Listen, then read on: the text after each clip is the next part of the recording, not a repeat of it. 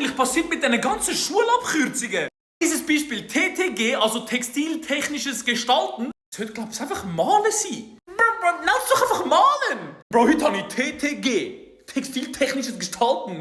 What the fuck? Zum Beispiel das wunderschöne Buch da. Bei uns früher Hauswirtschaft oder Kochen gsi. Heisst heute einfach WAH. Hat Achtung fancy für Wirtschaft, Arbeit und Haushalt.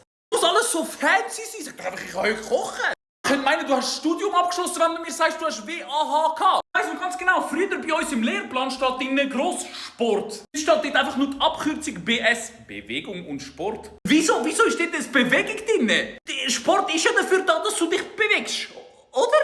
Woher kommt jetzt das Bewegung und Sport? Letztens schreibt mir jemand bei mir im Stream rein, ich habe heute RZG gehabt. Was ist ein RZG? Religion, Zeit und Kultur. Hä? Das früher nur als RK, Religion und Kultur.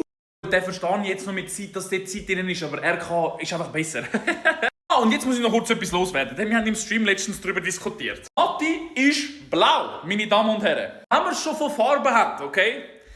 Nicht rot, nicht grün, nicht violett. Einfach einer geschrieben, er hat violett Matti. Was? Matti ist blau. Ich weiss jetzt schon, Kommentare werden voll sein. Mein Kommentar, was hat sich so in den letzten Jahren noch geändert von diesen Abkürzungen? Vielleicht auch noch mit Bedeutung, denn ich check das alles nicht mehr.